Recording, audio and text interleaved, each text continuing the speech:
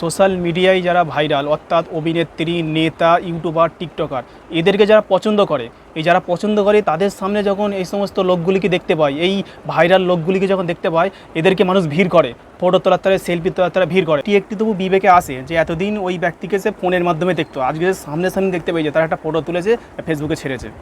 এটা আমি জায়েজ কি বা না জায়েজ আমি বলছি না, আমি একটা কথা বোঝাবার তারা বলছি, কিন্তু ওই জিনিসগুলি আমার বিবেকে এখনও আসেনি, আমার মাথায় এখনও আসেনি যে সমস্ত নারীগুলোর বিয়ে হচ্ছে তাকে সাজিয়ে গুছিয়ে বসিয়ে রেখে দিয়েছে, যুবক ছেলেরা আসতেছে, এলাকার ছেলেরা আসতেছে, গ্রুপে গ্রুপে আসতেছে, একা একা নিচ্ছে, আবার ফটোটা পছন্দ হচ্ছে না, ডিলিট করে আবার নতুনভাবে ফটো নিচ্ছে, এরকম তারা গ্রুপ আসতেই থাকে। ফেসবুক অ্যাপ খুললে এগুলির সামনে স্ট্যাটাস অডেল আসে, 100-র মধ্যে 80% এরকম স্ট্যাটাস, যেন ওই মেয়েটা কোনো একটা অভিনেত্রী, কোনো একটা নেতা, কোনো একটা ইউটিউবার, কোনো একটা ভাইরাল ব্যক্তি, অথচ ভাইরাল ব্যক্তি কিছুই নয়। যে সমস্ত ছেলেগুলি এই মেয়ের সাথে ফটো তুলে ফেসবুকে ছাড়ছে, লোক দেখে লাইক দেবে, এতে তোমার লাভ কি হবে? কিছুই লাভ হবে না। এর অনুষ্ঠানটা যারা করছে, এই মেয়েটা কিন্তু একা একা তার বিয়ের অনুষ্ঠান করেন, নিশ্চয়ই এর ভাইরা করেছে, নিশ্চয়ই এর বাপের হাত আছে এই বিয়ের অনুষ্ঠানে। তো আমি ওই বাপকে, ওই মেয়ের ভাইকে বলতে চাই, আপনাদেরকে লজ্জা বলতে কিছু নেই? আপনাদেরকে লজ্জা পাইনে যে গ্রামের ছেলেরা কিছু যুবকের দল এসে আপনার মেয়েকে ওইখানে বসিয়ে রেখে দিয়েছো, আর সেই মেয়ের সাথে তারা বেহায়াপানা করতেছে, ফটো তুলছে। আরও বিভিন্ন সোশ্যাল মিডিয়ায় দেখা যায় বিভিন্ন নোংরাপানা, বিভিন্ন বেহায়াপানা, নতুন নতুন কালচার নিয়ে আসছে তারা। এই সমস্ত মেয়ের ভাইগুলি অনুষ্ঠান সাজাবার তারা ব্যস্তর মধ্যে আছে, এই সমস্ত মেয়ের বাপগুলি অনুষ্ঠানে ব্যস্তর মধ্যে আছে, অনুষ্ঠানের কোথাও খুঁটি না ঠেকে যায়। লজ্জার বিষয়, এরা নিজেরা মুসলমান দাবি করে। মসজিদে গিয়ে নামাজা পড়ছে মেয়ের বাপ, মেয়ের ভাইরা মসজিদে গিয়ে নামাজা পড়ছে, আর মুখের মধ্যে দাড়িও আছে, রমজান মাসে রোজাও রাখে, মেয়ের বাপ হজেও যায়, তারা নিজেকে মুসলমান দাবি করছে। কিন্তু যখন বিয়ের অনুষ্ঠানটা হচ্ছে, এখানে রাসূল সাল্লাল্লাহু আলাইহি ওয়াসাল্লামের কোনো তরিকা নেই, কোনো আল্লাহর হুকুম নেই। রাসূল সাল্লাল্লাহু আলাইহি ওয়াসাল্লাম বলেছে আমার সমস্ত উম্মত জান্নাতে যাবে, শুধু তারা নয় যারা আমাকে অস্বীকার করলো। সাহাবারা বললো ইয়া রাসূলুল্লাহ, কারা অস্বীকার করলো? বললো জান্নাতে যাবে তো তারা আমার সাথে যারা আমাকে অনুসরণ করলো, আর যারা আমাকে অনুসরণ করলো নি তারা জান্নাতে যেতে অস্বীকার করলো। তো বিয়ের অনুষ্ঠানটা মুহাম্মদ সাল্লাল্লাহু আলাইহি ওয়াসাল্লামের সুন্নত, আল্লাহর হুকুম। এখানে মুহাম্মদ সাল্লাল্লাহু আলাইহি ওয়াসাল্লামের কোনো সুন্নত আছে কি? না আল্লাহর কোনো হুকুম আছে কি? দেখা যায় শুধু ইমাম সাহেবকে নিয়ে এসে বিয়েটা পড়িয়ে দেওয়া হয়।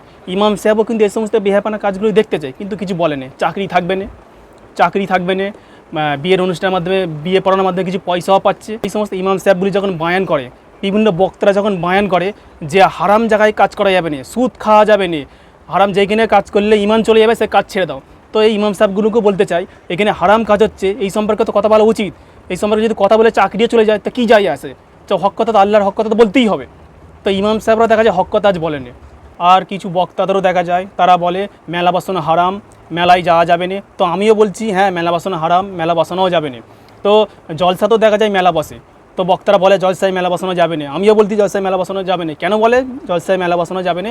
কারণ এখানে মহিলারাও আসে, এখানে মেয়েরাও আসে, সজ্জিত হয়ে আসে, এখানে শ্রেণী পুরুষরা আসে, এখানে বেহায়াপানা অনেক কাজ হয়। তাই বক্তারা বলে জলসায় মেলা বসানো একদম যাবে না। কোনো মেলায় যদি মেয়েরা বেহায়াপানা করে সেখানে যাওয়া হারাম, সেটা বসানো হারাম। তো বিয়ের অনুষ্ঠানগুলি কী করে জায়েজ হলো? আর মসজিদে ইমাম সাহেব এসে বিয়ের অনুষ্ঠানটা পড়াচ্ছে, এটা কী করে জায়েজ হলো? মেলায় যে পাপ কাজ হয়, যে অন্যায় কাজ হয়, মেলায় যদি 10% হয়, বিয়ের অনুষ্ঠানে 100% হচ্ছে। আবার এখানে ডিগ্রি নিয়ে হচ্ছে, যেন এটা জায়েজ। দেখা যায় দাড়িওয়ালারা হাসি মুখে বিয়ের অনুষ্ঠান খেয়ে চলে যাচ্ছে, তাদের মুখের রং পরিবর্তন হচ্ছে না। তারা এগুলোকে আজ সমাজের লোক দূরের কথা, যারা 5 ওয়াক্ত নামাজ পড়ে, যারা হাজি সাহেব, যারা নিজেকে মুসলমান মনে করে, তারাও এই বিয়ের অনুষ্ঠানগুলিকে খারাপ মনে করে না।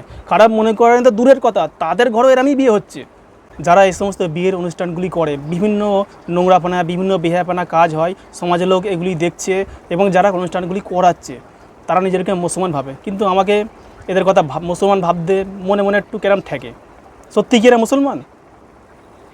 কারণ আল্লাহ রাসূল সাল্লাল্লাহু আলাইহি ওয়াসাল্লাম তো বলেছে যে আমার অনুসরণ যারা করলো নি তারা জান্নাত যেতে অস্বীকার করলো।